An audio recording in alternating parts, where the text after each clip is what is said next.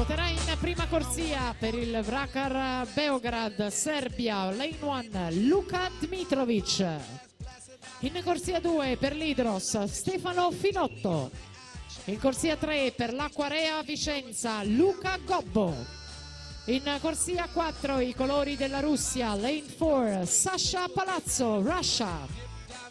In corsia numero 5 è la medaglia d'argento dei 50 rana ai criteri di Riccione e medaglia di bronzo in questa specialità, sempre ai campionati italiani giovanili, Alberto Pesce, Sporting Club Noale. In corsia 6 Nicolò Perozzo, 2001 Team. Corsia 7 Alessandro Di Marco, Arca Team. Ed in corsia 8 per la rosa blu Riccardo Foscan.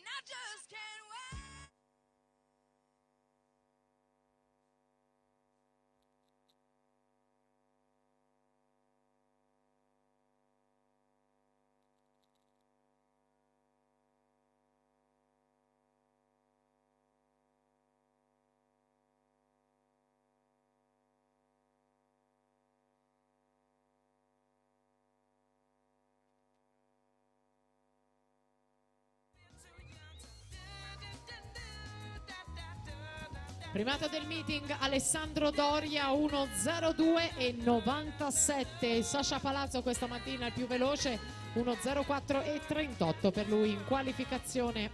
Lui classe 1999, classe 98 Alberto Pesce 1.06 e 59 nelle qualificazioni. Pesce che aveva notato 1.02 e 32 ai criteria. 29,75 Sasha Palazzo, Alberto Pesce 29,83, Nicolò Perozzo 30,84.